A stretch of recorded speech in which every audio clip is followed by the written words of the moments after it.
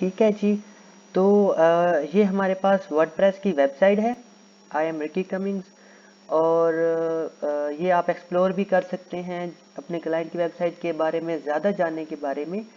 लेकिन क्योंकि ये मैं कोर्स तैयार कर रहा हूँ तो मेरी कोशिश है कि मैं टू द पॉइंट आपको बताऊँ कि होता कैसे है।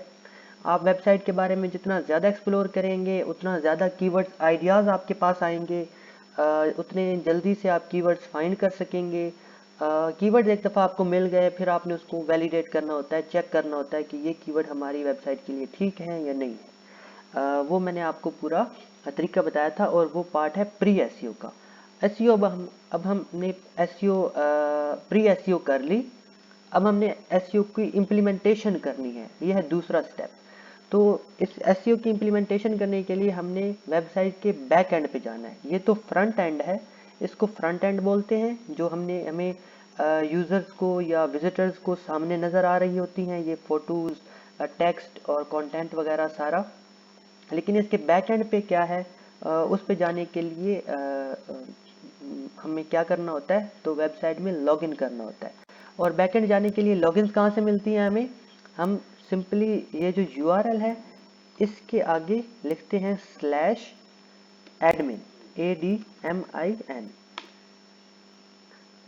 तो सीधा लॉगिन का पेज खुल जाता है जिसमें वो मांगता है यूज़र नेम और ईमेल एड्रेस और फिर पासवर्ड। आपको क्लाइंट प्रोवाइड करेगा यूज़र नेम और ईमेल एड्रेस, और पासवर्ड भी आपको प्रोवाइड करेगा। सीधा आपने इंटर करना है और लॉगिन पे क्लिक कर देना है।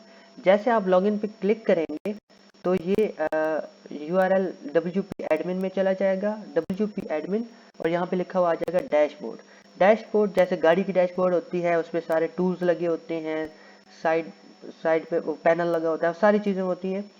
सेम उसी तरह ये वर्डप्रेस का बैकएंड है, ये डैशबोर्ड है। इस पे बैकएंड पे सामने जो वेबसाइट नज़र आती थी वो कुछ और तरह की होती है, बैकएंड पे थोड़ा सा डिफरेंट होता है। असल में क्या है, जो वर्डप्रेस है वो एक CMS है।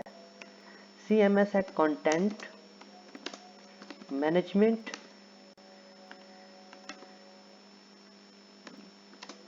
सिस्टम। तो वर्डप्रेस कंटेंट मैनेजमेंट सिस्टम है जहाँ पे आप वेबसाइट के कंटेंट को मैनेज करते हैं। अब वहाँ पे आप पोस्ट को, वेबसाइट की पोस्ट को मैनेज करते हैं, इवेंट्स को, रजिस्ट्रेशंस को, मीडिया को मैनेज करते हैं, फ़ोटोज़ वगैरह हो गए, वीडियोस वगैरह हो गई, PDF फाइल हो गई, पेजेस को मैनेज करते हैं। जो वेबसाइट के ऊपर पेजेस हमें शो हो रहे थे, होम पेज और जो सारा पेज है वो होता है। मैं वन बाय वन खोलता भी जाता हूँ, दिखाता जाता हूँ कि उसकी पोस्ट क्या क्या होती हैं। तो ये इसकी साइड बार समझ लें, टूल बार कह लें या साइड बार है। तो इसके जी दो पोस्ट हैं, इसने ये बनाई है। यहाँ पे हम एडिट करके इन वेबसाइट को अगर डिज़ाइन हम करने लगे हैं तो, या फिर इसके एसईओ करने लगे हैं तो यहाँ पे सीधा एडिट पे क्लिक करेंगे और ये पेज खुल जाएगा। उसके बाद न्यू ऐड करना है तो न्यू पेज यहाँ पे ऐड होगा। डिलीट करना है तो ये ट्रैश पे क्लिक करेंगे। पता नहीं आपको विजिबल है कि नहीं, लेकिन आप अगर गौर से करीब से वीडियो देखेंगी तो आपको सारा समझ आता जाएगा। Categories, tags. अब अच्छा, इवेंट्स क्या है, रजिस्ट्रेशन, मीडिया, जहाँ पे पिक्चर्स वगैरह और सारी चीज़ें पड़ी होती हैं। सॉरी मेरा इंटरनेट स्लो होता है थोड़ा, तो आप थोड़ा सा वो क्या करें, पेशेंस के साथ देखा करें वीडियोस को। तो ये सारी पिक्चर्स, वीडियोस और वो सारी चीज़ें यहाँ पे हैं।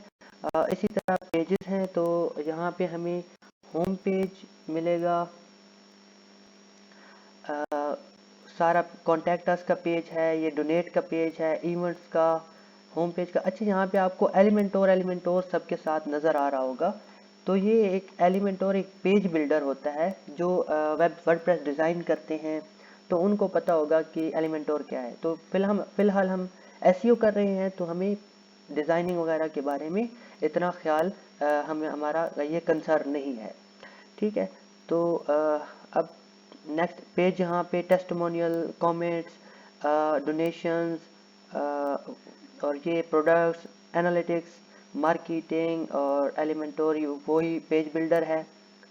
अपीयरेंस, तो इसमें थीम्स वगैरह आ जाते हैं, थीम एडिटर, प्लगइन्स हैं, तो प्लगइन पे जब हम क्लिक और यूज़र यहाँ पे हम यूज़र ऐड कर सकते हैं कोई नया, या फिर मींस कि हम एक एडमिन हमने ऐड कर लिया, एसईओ के लिए नया यूज़र ऐड कर लिया, ब्लॉग राइटिंग के लिए नया यूज़र ऐड कर लिया, तो एक वेबसाइट के मल्टीपल यूज़र्स हो सकते हैं। टूल्स हैं जहाँ पे साइट की डिफरेंट सेटिंग्स हैं।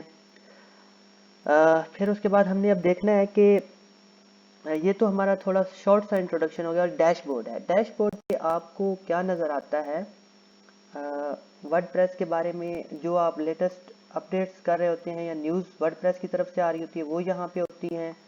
और अगर क्विक आपने कुछ ड्राफ्ट में रखना है कि मतलब ये कंटेंट मैंने बनाना है या मतलब वो करना है, तो आप वहाँ पे, ये डैशबोर्ड है फ्रंट पे, आप वहाँ पे मैनेज कर सकते हैं। डिफरेंट किस्म के प्लगइन्स पे अगर हम क्लिक करें तो प्लगइन्स मैं आपको दिखा देता हूँ। ये थोड़ा इम्पोर्टेंट है एसईओ के लिए भी, और अगर आप वर्डप्रेस की डिज़ाइनिंग कर रहे हैं तो उसके लिए भी मुख्तलिफ किस्म के प्लगइन्स होते हैं ऐसे।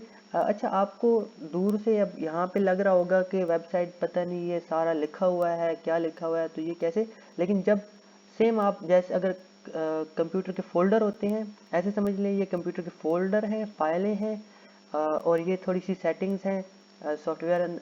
प्लगइन्स असल में क्या होता है, एक्सटेंशंस होती हैं या सॉफ्टवेयर होता है जो वर्डप्रेस वेबसाइट को में चेंजेस करने के लिए या सेटिंग्स करने के लिए इस्तेमाल होता है। हम प्लगइन्स की मदद से ही वर्डप्रेस की एसईओ करते हैं। ठीक है, तो हमने सबसे पहले क्या करना है मैं आपको दिखाता, नेक्स्ट वीडियोस में मैं आपको गाइड करूँगा।